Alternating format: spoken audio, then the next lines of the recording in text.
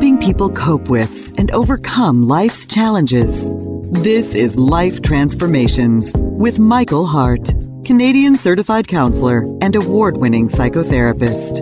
I want to thank you for joining us in this episode of the Life Transformation Show. Today's show is part 3 in our series, Birth Order Traits, Tendencies, and Pitfalls. In part 1, we looked at the oldest child. In part 2, we looked at the middle child, or also called the second born. And in today's show, we will be looking at the youngest child. And as we did in the other series, we will be covering the traits, the tendencies, the pitfalls, but we'll also be looking at strategies for parents that parents can adapt in order to help to raise their youngest child in a healthy way, both spiritually and psychologically. And when we look at the pitfalls, if you are a middle child, if you are a youngest child, I should say, then as we go through this show today, you will be hearing about things that you can do to avoid some of those pitfalls that you fall into unknowingly because you are not aware that these are your unhealthy tendencies. So when it comes to birth order, it was Alfred Adler who first proposed in 1964, I think, that the order in which you were born determines to a large extent your personality and your behavior, and that you have both positive and negative traits as a result of that. So the question was also asked last week by one of the callers that called us to say, what if there are more than 3 children in the family? Because usually we talk about the firstborn, the middle child, and the youngest. But what if there are 4 children? If there are 4 children, then there are 2 middle children. Or if there are 5 children, there are 3 middle children. So a middle child, there can be several middle child in a family. And so what also if you are an only child, if you're an only child, then we're also going to do a 4th part show where we'll be looking at the only child and some of the trait tendencies, pitfalls, and what parents of only children can do to make sure that they raise their only child in an effective way. So today we'll be looking at the youngest child. And as we look at this today, as usual, we will be going to biblical references, talking about what the Bible, examples in the Bible of people who were youngest in their family. And so I like to do that because I think it makes these examples, make these podcasts come alive. And as believers, we can also go and check those references to crystallize what we have talked about in the show. So, okay, let us now get to the meat of today's show, where we'll talk about the first section. We'll be dealing with the traits of the youngest child. So, youngest children tend to be very outgoing.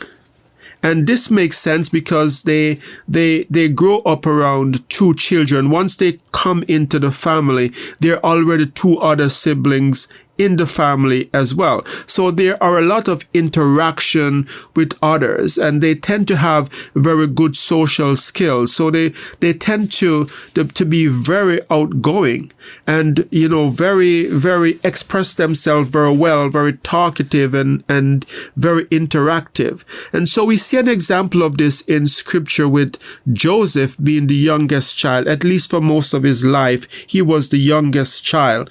We have Benjamin, who was born long after, but let's talk about Joseph as the youngest child at the point in which we find him in scripture, where Joseph as the youngest, we see Joseph being very talkative about his dreams. Joseph had these dreams that he would one day be a ruler, and he was going to his brothers and his parents would bow down to him. And so being this outgoing person that Joseph is telling all his older siblings about his dreams, and not just once. He had at least 2 dreams, and he would go and he would tell his brothers each time the dream that he had.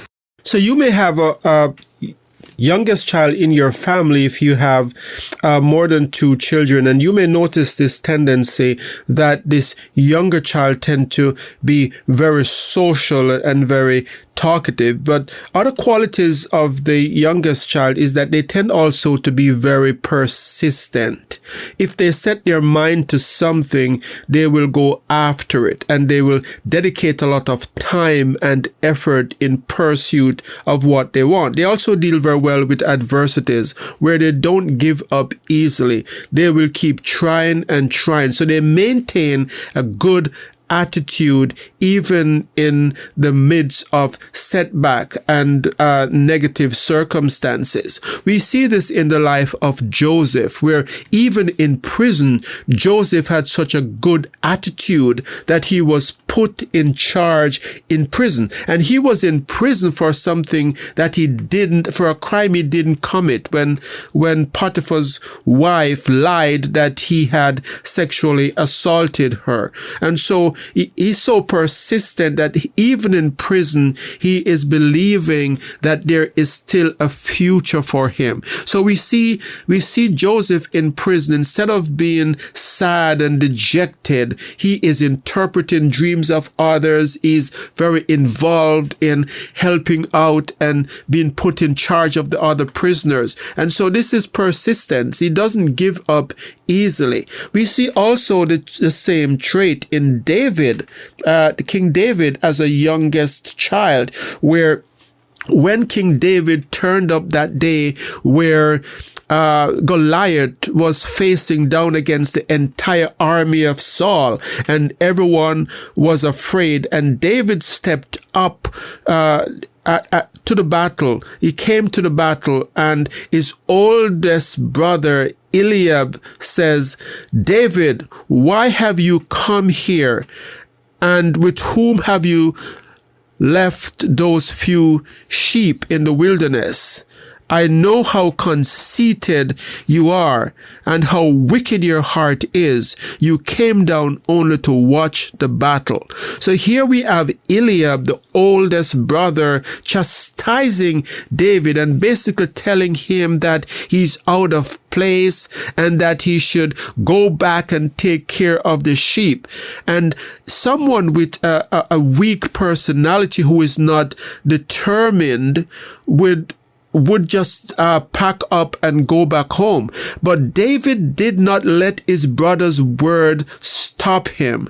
David persisted to the place where now he's going to King Saul and saying, I can defeat Goliath. And he is so confident that he is willing to put his life at risk to face this giant that the entire army of Saul is afraid to face. So youngest children tend to be very confident as well. And this may be as a result of the fact that they feel very secure in the family system. They have a very good connection to their parents and usually to their siblings. And so youngest children sometimes, when they are faced with adversity, because they're so well connected, they're so well adjusted, they have good attachment to their caregivers and their siblings, they tend to be very positive and optimistic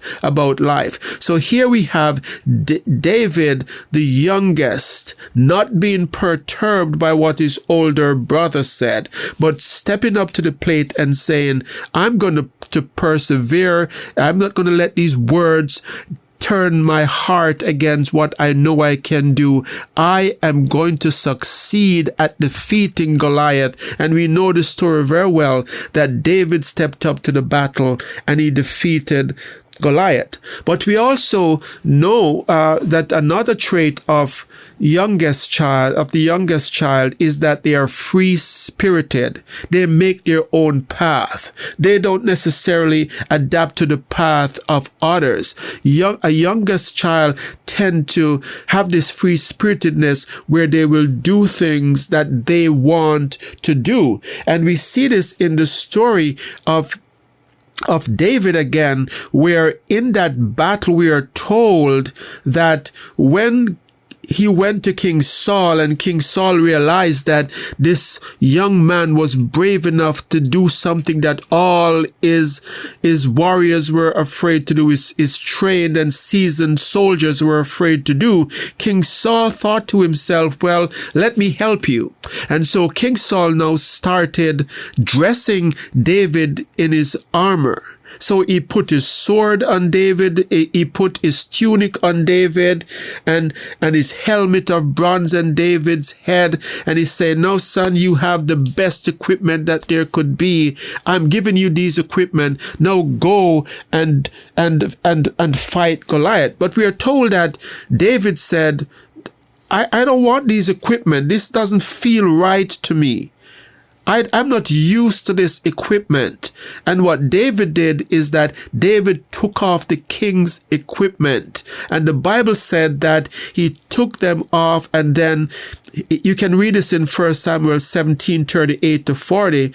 We are told that he took off the equipment, and then he chose for himself 5 smooth stones from the stream, put them in a pouch of his shepherd's bag, and with a sling in his hand, and approached the Philistine. Now this is very symbolic, because youngest child, they are like that. They're going to choose an unconventional way. They're not going to take the path that their other siblings take, or necessarily that you want them to take. They will take a path that they feel comfortable with. And so we see that David went off in this battle, and he has these 5 stones, and he has this sling in his hand, and he's facing off against a giant. And I guess I could just imagine that scene this day with Eliab, his older brother, looking on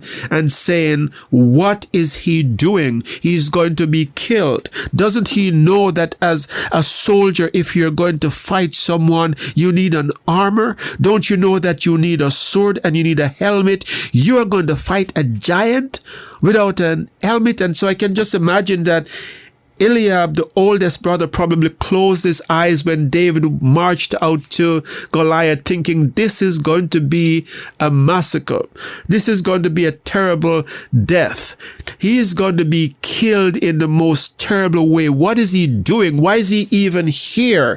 But we are told that when David went out to fight Goliath, and Goliath tried to intimidate him by his words. Am I a dog that you're coming at me with a sling and stones? That David was not put off by those words. David was still confident. He was still persistent. He didn't tremble because of the loud, powerful voice or the size of Goliath. He met Goliath face to face, and with one swing of his sling, he took Goliath down. Now, this is an example of the youngest child, that the youngest child can sometimes achieve things that the oldest or other people in the family would not imagine that they could achieve. But because of their persistence and their confidence, it can take them a very far way. So a few other characteristics about the youngest child as well. They're usually risk takers, and this comes from confidence again. We see risk taking in what David is doing. So they might be risk taker in the kind of jobs that they choose, or the kind of investment that they decide to go in. And they are risk takers because they're very confident in themselves. They tend to be optimistic. They don't look at life in a negative way. And so they They may take risk in investment. They may take risk in the kind of careers that they choose. But this is part of the psychological makeup of the youngest child, that they are confident in who they are. A youngest child can also be very easygoing and fun-loving. And these are good qualities in themselves. But we'll talk a little bit more about some of the pitfalls that a youngest child could have when we get to that section. Michael will be right back. You have been listening to the Life Transformation Show, where award-winning psychotherapist Michael Hart of Elim Counselling Services has been speaking on the topic Birth Order, Traits, Tendencies, and Pitfalls, Part 3. You can find out more about us at ElimCounsellingMinistry.com or by calling 1-877-204-2914, where you can also make a donation to this Christ-centered ministry. Your donations help us to stay on the air and to provide subsidized counseling to those who can't afford it. Back to Michael. So youngest child could also have this sense of being special. We have this example of Joseph from the scripture, that Joseph saw himself as being very special. He was going to be a ruler. He had this sense from a very young age that he would excel over his brothers, and that even his parents would bow down to him. So on one hand, this is a prophetic dream that he's having, that it did come to pass. But on the other hand, we can see that this sense of being special could be because of how he was treated by Jacob. We're told that Jacob, his father, made a coat of many colors. And I'll just read the narrative from Genesis 37, verse 3-4, to give you a picture of how this was playing out. It says, "Now Israel, Jacob, loved Joseph more than any of his other sons, because he had been born to him in his old age, and he made an ornate robe for him. When his brothers saw that their father loved him more than any of them, they hated him and could not speak a kind word to him." So here we have Jacob treating his son Joseph as being special. He didn't make this robe for any of the other sons that he had, but he made it for Joseph. And Joseph is parading around in this coat of many colors, and his brothers would see him. He would stand out among the green grass or the outdoors, because they could see him coming from a mile away because of the robe that he's wearing. And he's marching around as a little king, where he's dressing so different than his other brothers. So no doubt that this gave Joseph this sense of being special. So in one way, it's a good thing, but in another way, it's negative, because treating a youngest child as being special can also lead to that child being hated and alienated by their brothers. And we see this in the case of Joseph, that the Bible tells us that his brothers hated him because of his sense of being special, and because he was treated as favorite by his father. But now let's look at some of the pitfalls of the youngest child. One of the pitfalls is that youngest children can tend to underestimate difficulties. And so we talk about that being their positive outlook as life can be a positive, but it can also be a negative as well. There are times that youngest children, because everything came easily because of their position in the family, they were treated as special or loved, they can go through life thinking that everything should come easily, and they can underestimate difficulties and sometimes take on tasks that are too overwhelming or unable unable to be accomplished. And even with their best intentions and their best of efforts, they may fail at these tasks. So sometimes we find youngest children being dreamers, where they're always chasing after pipe dreams and not achieving those dreams because they underestimate the difficulties of those tasks. So whereas it can be a positive thing to be optimistic and positive, it can also be a negative in some circumstances if it's taken to the extreme. They can also feel, a middle child can also feel that they do not have a voice. And this is because they're the youngest in the family. Their voice maybe was never heard. They were talked over by the older siblings, and nothing that they did nothing that they said was ever taken seriously. This can lead to a feeling that they go through life with, feeling that I am just the youngest child. My voice doesn't matter. What I say is not important. And the third possible pitfall is that youngest child can sometimes be the object of family bullying, where they can be bullied by their older peers, and sometimes it can go unnoticed, or parents can pass this off as just sibling rivalry or held to competition among children. But if you're the youngest child and you're competing with a brother that's 4 or 5 years older than you, this is not a fair competition. So sometimes it can end up that the youngest child can feel as if they're being bullied by the older siblings.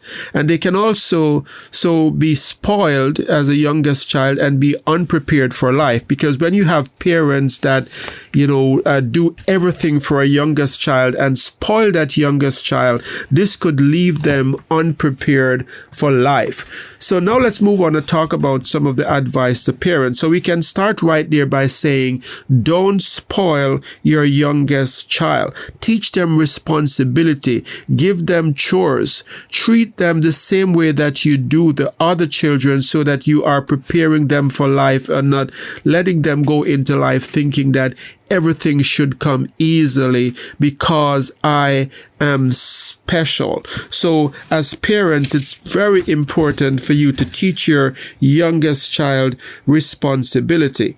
The other thing too is that as parent, you need to protect the youngest child, because as I said before, they can often feel bullied by their older siblings when there are disputes or conflicts between them, because they're so young that they feel as if they're no match for the oldest child. So if you are seeing this in your household, it's important for you to intervene and to make sure that you advocate for the youngest child in a way that they feel that they have a voice, because children who are bullied in the home and are not protected will also feel as if bullying is okay when they are outside of the house as well.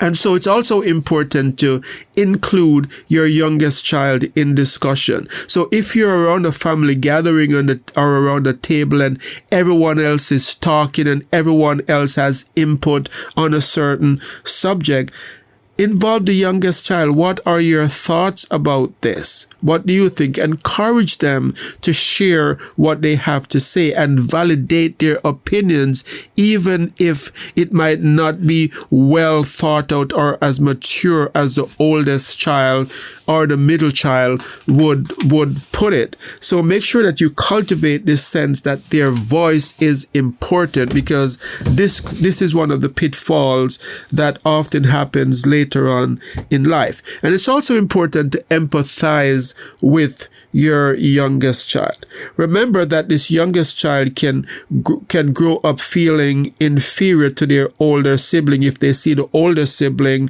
being bigger, being able to run faster, to jump higher, and at times they can be frustrated. And so it's important for you to empathize with them if they are trying to do something and they can't do it as well as the older child. It's important for you to normalize their inability. And you can do this by talking about stories of how maybe you as a youngest child, or when you were younger, you weren't able to do